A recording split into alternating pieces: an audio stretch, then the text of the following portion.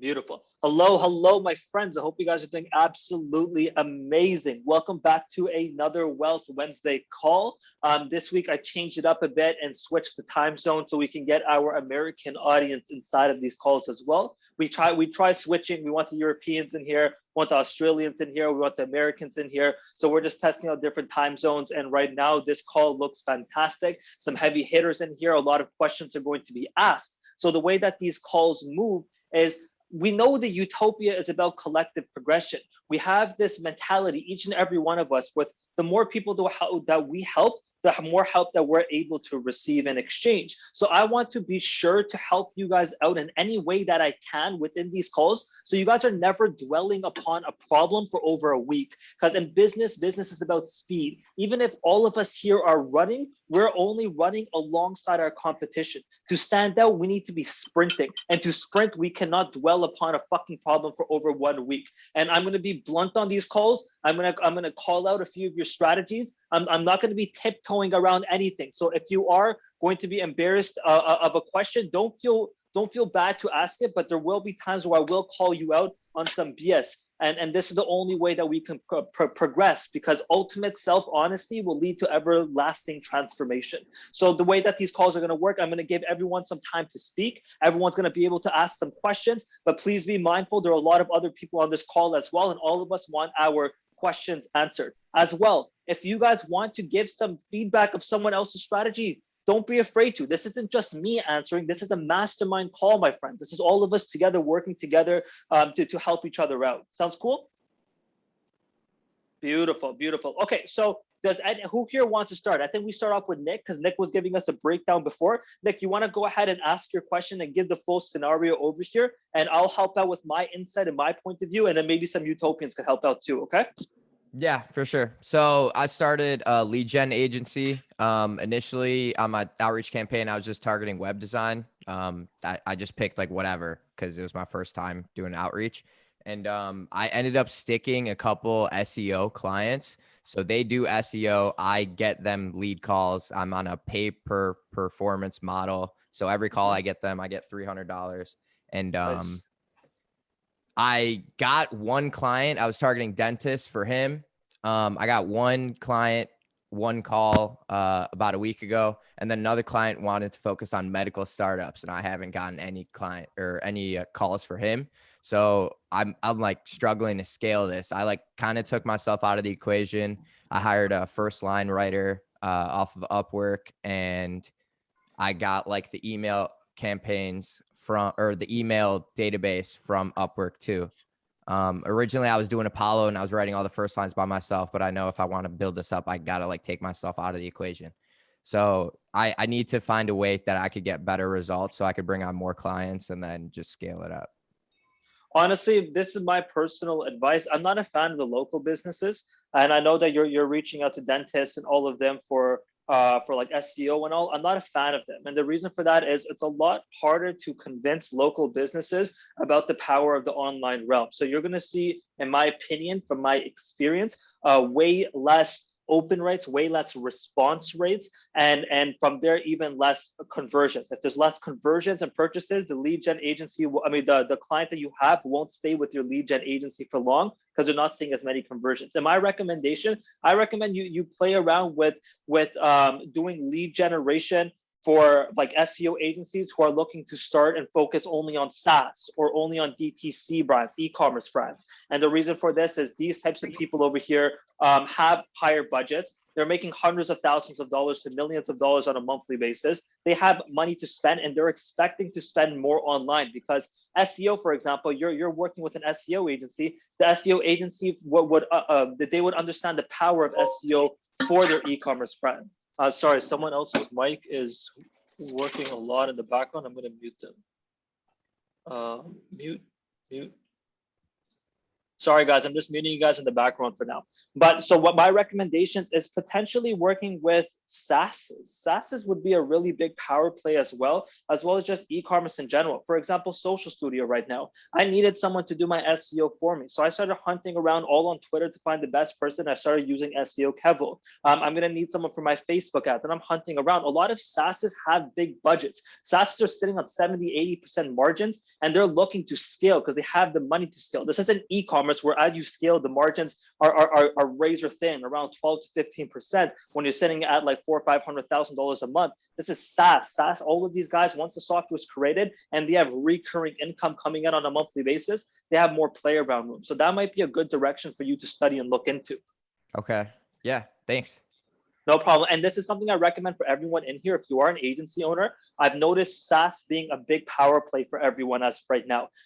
Email marketing for e-commerce is prostituted and flooded. It's disgusting. Everyone's like, yeah, saturation, but saturation shows validation. Fuck that, bro. Why the fuck are you going to go ahead and swim in a red ocean? I find that absurd. I get the idea of saturation and how it does prove that something is validated. But if everyone and their mother is opening up an email marketing agency, why the hell would you do the same and make it even more difficult for yourself to get clients?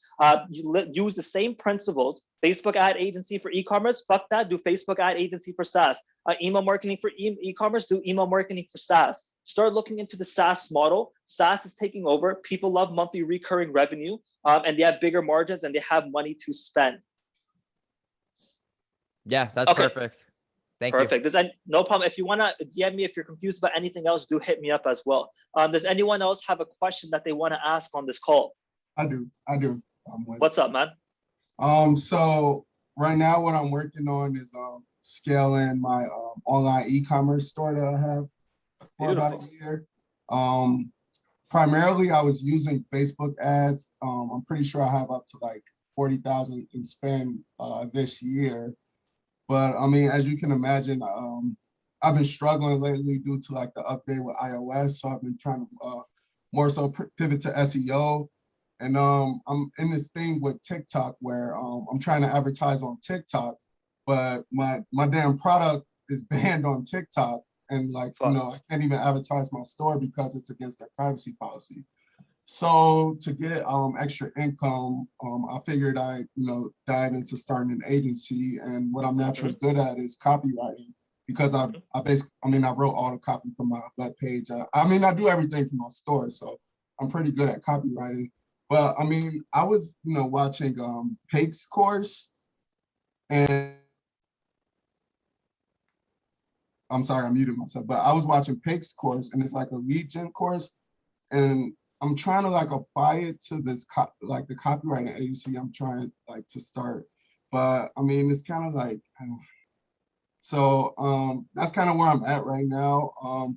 The Facebook ads are getting better for me. Like I'm starting to learn and improve on them. So like the store is starting to become profitable again. But I'm just struggling like with, retaining capital, because, I'm having to go with razor thin margins because of the Facebook ad problem. So, I mean, okay, so this question is twofold. Part one is consistent traffic sources for your e-com brand and working around the TikTok ban. And number two is going to be your agency. Let's start with agency first. There's probably a few other copywriting agency owners inside of here as well. Copywriting is a very difficult agency to get clients in, because it's very difficult to convince people that if they can speak English, how come they can't write the content themselves? A lot of people don't really understand the idea of conversion rate until you're on a call with them and you break down 100 people visit your site. You paid for the 100 clicks and you only got one sale. Imagine if you paid for the same 100 clicks, but you got 5 sales this time. It's very difficult to explain that concept from a lead gen perspective, from cold emails. It is possible. I have a few friends who are doing it right now, but they're charging $10,000 to $15,000 just for a funnel. That is one possibility that you can do, is if you have higher margins for this and you have a higher ticket pricing, as well as like a more in-depth thing. You're not just offering a landing page, for example. You're breaking down entirely a full funnel for them, which involves emails, which involves like weeks and weeks of research. I just paid someone $10K right now for a a Utopia landing page. And that entire page in depth, he's doing every detail from emails from me, a long form landing page, and it's going to take him 4 weeks to do. So that's one route. But I recommend that you open up a Twitter account. And I've said this on our previous calls, and I will forever preach this. Like I became partners with Chase Diamond, the dude's in Forbes magazine, because of Twitter. I built this community of 2,700 members. I get deals weekly for my Google Ads agency or consulting because of Twitter. Twitter is a huge source, and it's something that you will reap the fruit within about a 30 to 40 day period. I have a client right now who I'm helping out with his Twitter account. He closed 2 deals within his first 2 weeks with me since starting his Twitter account as well too. So Twitter would be a great source for you for copywriting, but you need to stand out from the rest of the people. And the best way to stand out is by looking at the big accounts in your sphere. For example, people like Lawrence King. Right, Lawrence King has like 80,000 followers. He has a coffee brand called Raging Bull Coffee. You're going to create a thread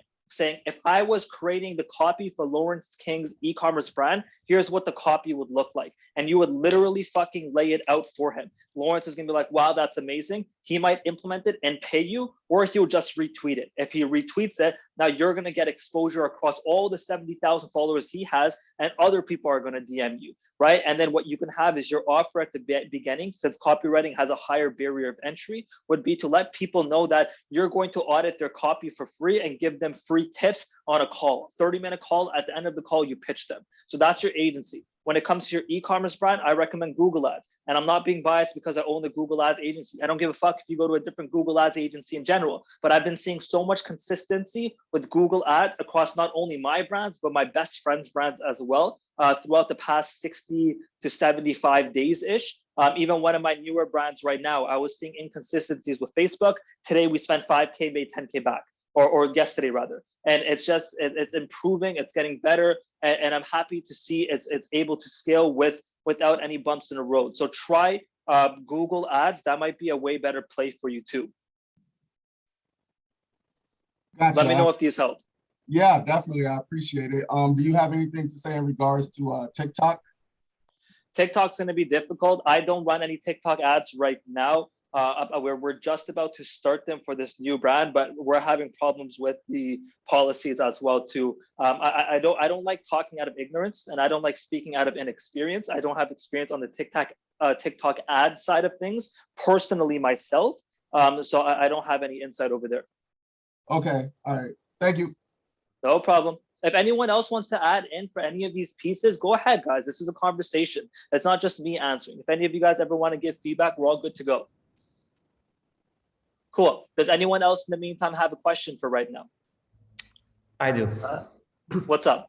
So, hi everyone. I found it really interesting what you just said on connecting with Twitter influencers, for example, and just writing a thread on what you did for them. Because currently I am building an agency, and my idea is to focus primarily on content creators. Mm-hmm. And the idea would be to offer sort of like branding, which includes Twitter header, a dedicated landing page with copy and so on, and also newsletter setup and writing a newsletter and so on. So making them focus only on content. That's my idea. So my first question would be, do you think that's like a profitable niche to get into? Do you see it growing in the future? And second question is, I'm reaching out to people, like offering landing pages that are already created for them in the DMs. But so far, I've never written a thread like publicly. So I don't know if that would be seen as weird or would be a good strategy to go. Okay, so here's my insight over here, and here's my recommendation. I recommend that, I like this idea. It's like your Twitter care package, right? The care package to have a successful Twitter brand needs the following, right? You see all of the top names, the people with over 50, 60,000 followers. All of these people have an email list, they have landing pages, they have a unique offer. You're gonna set up all of this for you guys, so you guys do what you do best, which is create content. So you're taking a burden off of them. And the reason I like this is I had a conversation. Écoutez, je vous téléphone au sujet de monsieur Thierry. Okay, I just muted him. Okay, so you guys can still hear me? Yep. Perfect. So, sorry, I just lost my train of thought. So yeah, so Twitter, I just had a call about this morning with someone with millions of followers in a niche, and he has no idea on how to monetize his audience. And I'm like, all of these people have millions of followers or hundreds of thousands of followers or even tens of thousands. I like the Twitter route, but I don't think Twitter route is going to be good from a long-term perspective. I think it's good to get your feet wet a little bit and get 3 to 4 clients, get yourself to an extra $10,000 a month on recurring revenue, and then use that money to start hiring someone to do TikTok outreach for you and define a TikTok angle. Because TikTok, I know people right now with millions of followers doing like $5,000 to $7,000 on a monthly basis. If you can show them the importance of how to monetize and how to create an offer and set everything else up for them, you not only just get a retainer, but you would be able to take a percentage of their revenue because you're managing the entire back end of the show for them. You can take 20, 30%, and you're going to be able to run all of their offers for them. You can sell everything for them. All they have to do is sell themselves, which they're best at doing. So use Twitter for a little bit, but I don't think Twitter is great for the long term for this niche because there's a few other people trying to do this as well. The highest IQ play would be to pivot into TikTok in the near future. All right, but like quick thing, don't you need a reputation on the platform before offering this kind of service?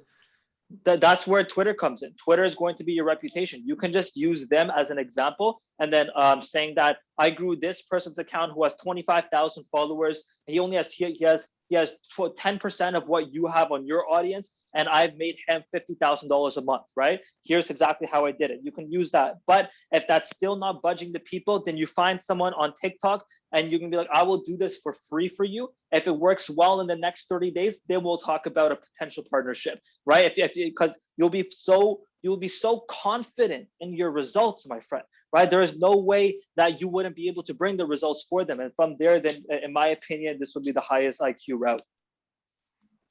All right. And it's not weird to write the threads. The thread concept, I call it, if I was running X for brand Y, here is what I would do. Everyone implement this. Every single person on this call, if you're an agency owner, implement this today, right? People follow you for a specific series of some sort. For example, my friend Bearded Email Marketer tweets out an email marketing breakdown daily, or they follow you because they expect some massive amounts of value of actionable stuff. Too many of the tweets on Twitter are theoretical, but if you show real applicable knowledge, that's how you stand out. And this is a way for you to get in front of the eyes of the specific person you're tweeting out at. Yeah, because what I did is I sent them DMs, but I guess I didn't read them or ignore them. So my next step was I thought of doing that, a thread, and just showing it. Do 2 to 3 of them a week, my friend. Keep on going, and it's just going to make you a better marketer. You're going to start noticing things that you would have never seen before, and this is another way of getting your reps in. All right. Okay. Cheers. No problem. Does anyone else have a question or anyone want to add to that? What's up? So I've been doing Google Ads for about 5 years. I started out in the agency world. I was a freelancer, contractor, and then I shifted to consulting for agencies full time. Now I actually partnered up with somebody who had a similar position as me. He's been doing e-com Google Ads for a long time. And him and I are looking to kind of combine our service offering into kind of a PPC agency. We don't really know exactly what it's going to be yet. I shy away from starting an agency because I feel like everybody hates working with agencies for some reason. And it's in my experience, I've had a much higher conversion rate presenting myself as a freelancer or a contractor. But besides from that, what I'm looking for is some resources. I'm fairly new to Utopia, and Wiz, I thank you for bringing everybody, together with this kind of expertise. But I'm looking for some kind of resource to help scale the agency, not only more on the side of like business development. So if there's any like kind of processes that a lot of people have experience with, that's kind of what I'm looking for help with right now. And another thing I need, if anybody knows, is I'm looking for a high quality outsourced like Google Ads manager overseas that's kind of cheaper to help support a team. And I've been looking for that actively, but it's been hard to find. I have someone for you. I have someone for you for that. Shoot me a PM after this. He will connect. He might be able to do it himself, or you can find, he will know a few other people. He's going to be in Pakistan. He's ran Google ads for me. He had a brand for me that we spent 25K, made $250,000 back. He's amazing at what he does. You might have to help out a little bit with some copy areas here and there because they are in a developing country. But overall, he's like a good 8.5 to 9 out of 10. I appreciate that. Where can I DM you after this? In the Utopia, just shoot me a PM or on the Discord, doesn't matter. But I'll help you out right over there. And then when it comes to your scaling from a business development standpoint, agencies are broken off into 5 buckets. I call them buckets, and this is something important for everyone on the call as well. A bucket is basically, we have overall tasks that we do for a company. For an agency, we do Twitter outreach, cold email outreach. We do, if it's an email marketing agency, for example, we do flows, we do campaigns, reporting, all of these things. There's so many. And if you kind of vomit them out onto a document, there's about 15, 20 things we do as an agency owner, right? From everything from defining our offer, creating a website, etc. I like to bucket them into 5 buckets. Bucket 1 is our business foundations. Inside of our business foundations, we do our offer, we do our positioning, and we do our asset creations, which is website, etc. Number 2 is going to be our prospecting and our close. We define 3 prospecting sources: Twitter, the LinkedIn, and cold emails, and then closing. We have a closing process. Then it's going to be the onboarding. Onboarding, there's 2-3 things that we do there. We have an onboarding process that we follow, and then there's going to be an onboarding call. Then there's the actual work. This is where people get mixed up. People think that an agency is only the actual work. The actual work is only 20% of what an agency really is. The actual work here, if it was a Google Ads agency, would be research, ads setup, ads management, ads optimization. Then it's reporting and optimization. I have systems for all of this, and they're in the Utopia. Shoot me a PM, and if anyone else needs help with this as well, shoot me a PM. I'll send you guys the systems posts inside the Utopia, as well as the organizational structure posts inside of the Utopia. And then you can go ahead and start implementing them for your agency, and you're going to see automation within the next 30 days. That's awesome. What was the first aspect you said before prospect? The business foundations. Got it. So business foundations, then there's prospecting and close as number 2. Then it's onboarding, actual work, and reporting and optimization. Each of those buckets have 3 to 5 overall things that need to be done, and then you can systemize them. For example, a cold email outreach, that is an objective that we want to reach, but there's steps that need to be done to help you reach that step, correct? Like to cold email, to actually send a cold email, there's like 4 to 5 different things of the system that need to be reached. So you'll have that post as well. Awesome. I'll PM you, man. Thank you. No problem. And after this, plus you're going to have questions, right? And you're going to get stuck on a few things. You don't know what you don't know. So next week's call, list out those questions and you ask me those questions. Awesome. I'm going to hop off. Thank you, guys. No problem. Take it easy, my friend. Okay. Does anyone else have a question? Sofian, I believe you do. Yes. Thank you. So I'm basically trying to start doing ghostwriting on Twitter and shooting a lot of DMs to people, but until now, no clients. So any thoughts on that or ideas I can implement, for example? Yeah, I was actually J.K. Molina's consultant for 6 months on his ghostwriting agency. He scaled, I think, 5x on his agency since getting on board with me, and he closes massive deals. Ghostwriting isn't difficult. Same 5 buckets that we just spoke about. Your main thing is to have your own style of content and your style of writing. Everyone can tell what J.K. Molina's clients are like because he has something which are like templates. You need to define about like 50 different templates for different niches. If someone's in a business niche, here are example templated tweets that are fill in the blanks that you can create content inside of. And these templates are always going to be optimized. This is your most important play here. You need to optimize these templates because times change. Just because something's working on Twitter today doesn't mean it will work tomorrow. Just because a style of a tweet works today doesn't mean it'll work tomorrow. That's the thing. And you should also study memetics. Memetics is the art of repetition where you convince someone of a specific belief or a concept. For example, on Twitter, we have the concept called, or a memetic called few. Few meaning only a few understand this, F-E-W. And they say that at the end of a tweet. If you can learn memetics, then you can have every client that you have right now have a specific memetic that other people are going to start saying. For example, long live Utopia is a memetic. GMU, good morning Utopians, is a memetic. If you have a memetic for your specific clients right now, I mean, for every individual client, that is the way that your client goes viral because people associate them with some sort of memorability now. So those are two things: optimization of templates for the specific niches, and then memetics. Okay, but how about how to get the clients in the first place?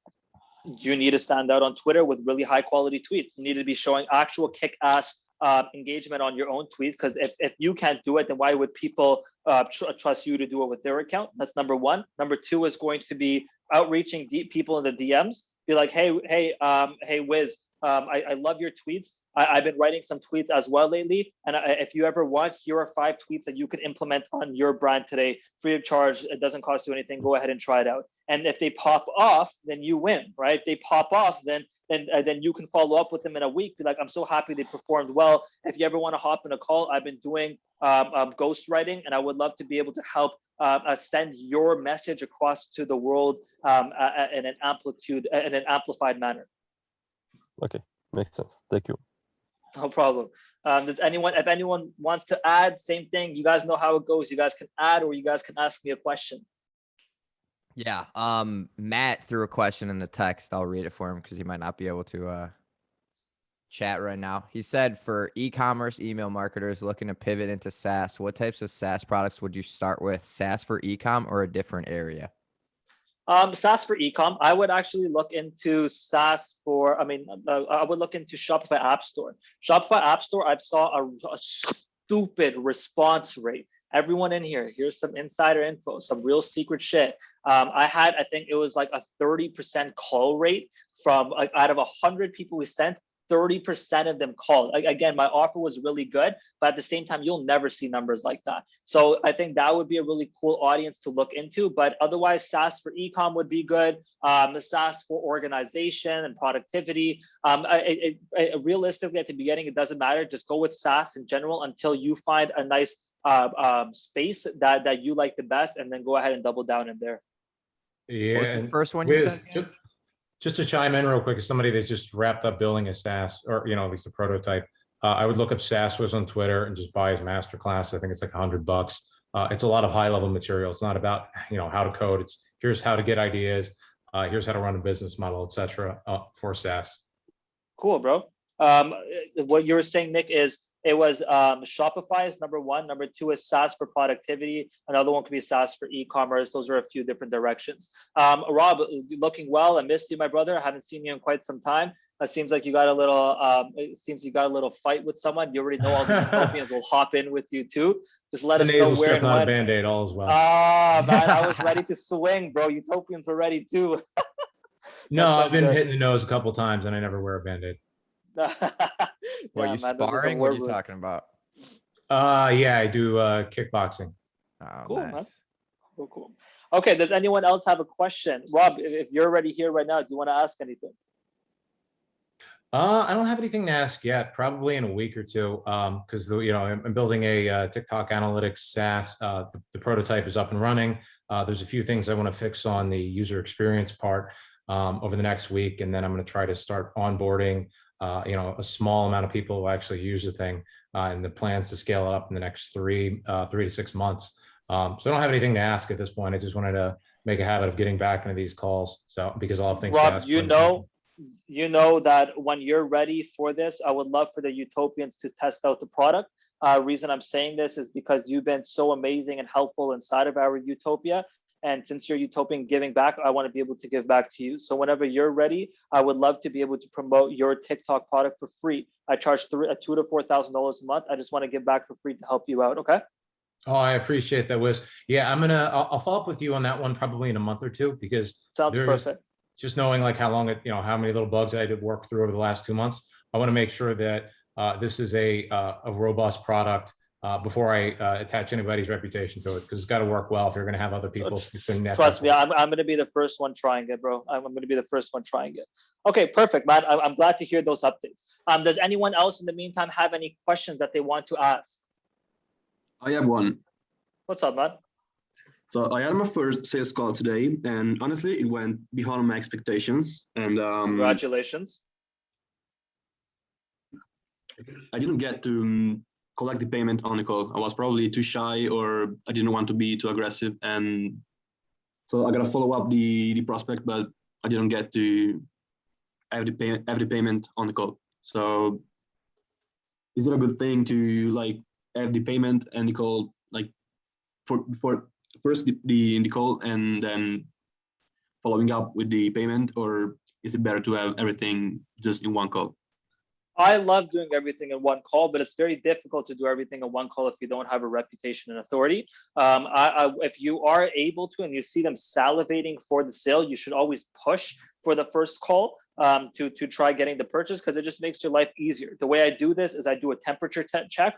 Before I list out the pricing, I say on a scale of 1 to 10, 10 being you're ready to move forward right now, 1 being get the fuck out of my face. Where do you see yourself? Average, they'll say 7 or 8. Then you say, okay, what would it take for me to get you from where you are at right now to a 10? Then they will let you know their objections and you handle their objections. And then you say, okay, now where are you on the scale? They'll say 9. What would it take for me to get to a 10? Then you repeat until you get to that level. You're going to be handling their objections. Then once all these objections are handled, be like, okay, so now you're going to summarize everything that you said on the call. To summarize everything, you're going to say their brand name. You're going to say their brand's goals. Your brand that sells skincare products to the elderly has a goal of being featured on Joe Rogan's podcast and Ellen in the next 2.5 years and make $1 million in month-over-month revenue.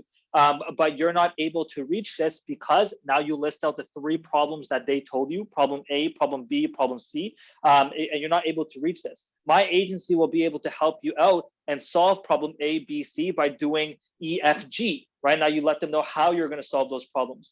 Is this what you're looking for? They say yes or no. If they say yes, that says awesome. So here's how my offer works. Then you explain the pricing to them. Once you explain the pricing to them, then you shut up. Say your price, then you shut up. I've sat on the call for like 45 seconds to a minute of silence, right? Do not say any word. The moment you list the price, let them say whatever they want to say. All right, because if you keep on adding, you're adding more objections into their heads. There's nothing else to say there. My price is $3,000. I don't say dollars. Actually, I don't even say price. The investment is $3,000 or $3,000 on a monthly basis. Let me know what you want, and then you stop speaking. You let them speak then. And then they're going to say yes or no. If they agree or they don't say anything else after a little while and they say okay, for example, you're going to be like, okay, is this a green light? Shall we go ahead and get this started? I see a lot of people saying yes, they're ready to start right there. Then you're going to go ahead and whip out the contract that you already had pre-planned from beforehand, send it to them on the spot, and then you get the close right there on the call, and that will take another 5 minutes.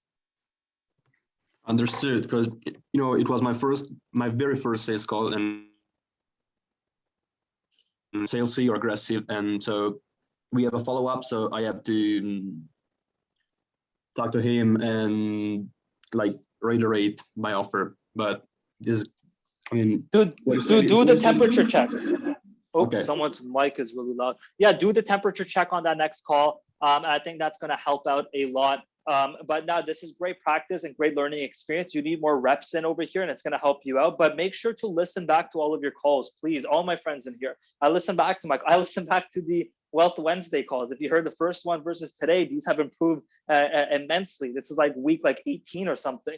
I listen back to a lot of the calls that I do in front of audiences or big sales calls just to practice, and don't be embarrassed. You should be embarrassed if you're doing the same mistakes 20 calls in a row. It's not embarrassing to listen to yourself make a mistake that you did in the past that you're improving on. Yeah. I could add in something too. I've done sales for a long time. If you're getting off a call and you can't get the one call close, always schedule a time on the call for the next call. Because I'm not saying this is going to happen, Federico, but if someone says, oh, I'll get back to you, and then there's no set date, then they just keep pushing it. It's like, oh, it's not in my calendar. I got some other shit I need to do, blah, blah, blah. I'll push it off to next month. And then you never hear from them again. So good luck. But like that's something you got to take forward. Okay, that's cool. No, that's a good point even for myself. I never knew that one. I'm going to start implementing that too. Well, that's just something else. It's a good idea to have in all aspects of your life. It's kind of like a framework of how long it takes for somebody to make a decision. Because if you're trying, say you're going for like a 6 or 7 figure sale, nobody's going to do that over a 15-minute phone call. That's a multi-month thing. Whereas something that's like a couple $1,000s, maybe that's 1 call, maybe it's 2. But just knowing like how long it should take, because some people that are even seriously interested, it just takes them time and they're not just trying to screw around with you. Right. And you could use words like typically, I can get someone up and running within a week. What is stopping you from doing that? Something like that. Oh, that's a good one. You know what you guys should study if you guys are looking into sales is a little bit of hypnosis. Study Richard Bandler and John Grinder. This call is recorded so you guys will listen back. The book is called Trance, Trance, Formations. Probably my favorite book ever created. These guys are the founders of neuro-linguistic programming, which is the art of understanding how the human psyche works and leveraging it to your advantage. And they use NLP with hypnosis, mix it together, and it's the ultimate form of sales. People use it for manipulation. So of course, do your own due diligence on this. It's psycho. Tony Robbins adopted it, and a lot of top people like even like top salespeople all around the world have implemented it too. But they use words like transition words throughout the sentences to add relationships between things without any sort of disjunction throughout the conversation. So you're keeping people on a very straight line path towards a sale. Study anything written by them. They're literally using the hypnosis method on you guys while you're reading it because it's a master class and they're teaching the class and it's a transcription of it. Fucking phenomenal book. I read the book yearly. You said Richard Bandler, and what was the second one? John Grinder. All right, thanks. Right, it's by the same. They both hosted the show together. But at the first 7 pages, you're going to be taking notes for like days and days. It's unreal how much value. There's no fluff inside of it whatsoever. What's the book name? Sorry. Transformation. Trance, Formation by Richard Bandler and John Grinder. They put it in the chat. Thank you, gentlemen. You guys are amazing. I know this call has gone a little bit longer than usual, but it's just fun chatting here with you guys. Irene, I know you have your hand raised. Do you want to ask a question? Oh yeah, I wanted to ask a quick question about sales calls. So a lot of people are advocating for getting paid on a call, and they even like actually, I have a problem when a client is shopping around, and I often encounter it, and they just say, "Oh, okay, I need to take a couple of more calls. I want to think about it and stuff like that." And I don't know if I should push them forward, even though they say like, "Okay," like before the call, they say that they're ready to proceed on the call if everything's good. Then at the end of the call, they say they're going to have a couple of more ones. And after that, it often happens that even though we schedule another meeting, they just don't show up. And I wonder what I should do with it. Okay, so I'm going to give one piece. I would actually love to hear Nick's advice on this one too, because that's a great question. My advice over here would be a positioning play. The positioning being, it's not you hoping to work with the client. It's an honor for the client to work with you, and to really implement this frame, right? And it's called a frame, where you hold yourself in a specific light. What I would say is before the call, or even at the beginning of the call, be like, you have multiple other calls after this, and you're super excited for this one because you love their brand. You want to make them feel a little bit special. Something that I say is, for example, with the Utopia partner program, we got Recart. Right, Recart is a Facebook Messenger app as one of the partners on the Utopia to give us discounts, but it wasn't easy to get them. What I told them was this: I'd be like, mate, it was crazy, because at the beginning of the call, we do a little bit of chit chat. It was crazy. I had 15 other calls within the past 24 hours with 3 other Facebook Messenger applications right now, and I'm trying to personally choose who I want to work with the month. I personally love what you've created over here with Recart. I use Recart myself. And then you go ahead and continue with the actual conversation, go to the sales call. And then at the end of it, if they give you that objection, be like, my friend, do let me know. I'm only accepting one other person for this spot during this month or during the next 30, 45 days. And I really enjoy your brand, and I think we would be a good fit. So you have to let me know as soon as possible.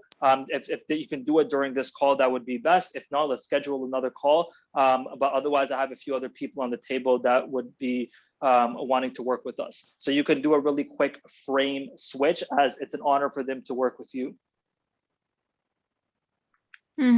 Okay. So, and you recommend doing it at the beginning of the call? beginning and at the end. The beginning is just to set the tone immediately and let them know that you have been speaking to a lot of other people. But then at the end of the call, if they give you that objection, now you can go back and speak about the point that you said at the beginning of the call, saying, remember, my friend, I've already spoken to a few other people during this, during the past 24 hours. I'm trying to make my decision on who I want to work with my agency for the next little while. And we would love for it to be you, but you have to make the final decision as soon as possible. Otherwise, the slot could be filled up. Yeah. To add on to that, what the fuck's his name? There's some sales guru. I forget what his name is right now because it's early in the morning, but he says to use ask for the no. So the idea is you would ask them, would you be opposed to starting today? Or what would you be opposed to about this current plan? Because then it lays it all out there for what they are hesitant about. Because if you just ask them like something like what's wrong, then they might not give you the full answer. But it's like, hey, like typically I could start with my clients within 2 weeks and get results within a month. Cool. Would you be opposed to starting today? And then it paints them, okay, like, no, I got X, Y, and Z I need to do. And then you get a legitimate timeline. Because if you just leave it open, be like, oh, I'd love to work with you. When are you available? Then you're not putting yourself in a position of like the framework, like he was talking about. You need to be the one telling them, hey, like I could get this done for you in this timeline. What is stopping you? It's not on my end. You know what I mean? That's cool. Thank you. Irene, I think that the big lesson that we can learn from Nick over here and what Rob was adding on as well has been getting a definite time frame no matter what. From every objection that he has, all of the objections lead back to finding a timeline for them to make the agreement inside of. Because if we let it really broad, then no one's going to have that final understanding of when they want to actually move forward with. So that you guys taught me a really kick-ass lesson too. Yeah, and Nick, to kind of build on the point that you were just making about going for the no, the other thing about that is it's not just something, you're not just using it as a strategy to get to yes, but you don't want to work with everybody. The reality is some clients will be a bad fit for you, even if they're good clients for other people, and you want to figure that out quickly. You want to have your own disqualification list to save yourself time, because they might be showing interest and you figure out, crap, they don't have the budget, or even though they're in the same industry that I target, they have a niche that I can't help them on. Or they're just brutal, cheap, annoying, irritating clients, which is like the biggest problem that I noticed. Just not worth the time at all. So you got to really, it's all about framing. You want to learn how to keep a very strong frame. And to create a frame, I like to define 6 to 7 personality traits that I only allow to show within that call. And those personality traits keep that figure and that frame that people can view me as a specific type of person. It's like you have full control of how other people will see you. So study into frames and how to create a really kick-ass frame. Yeah, good resource. I've been loving. This guy's fucking amazing. Bowtied Sales Guy on Twitter. Give him a follow. He's a fucking genius. And other people would be, another one would be Dentes Leo on Twitter. He's a political strategist. He has such a phenomenal kick-ass frame online. Everyone's feared of him. He built a community himself to like 3,000 people, and he had like 800 people engaging at a continuous rate. It was ridiculous numbers. I've never seen something like it. And it's because his frame was so powerful. So you guys could study what his frame is like. Otherwise, I think that is it for today's call. So you guys enjoying these calls? Like, how did this call go? I would love your guys' opinion. I had fun. Learned a lot. Right? It's always amazing.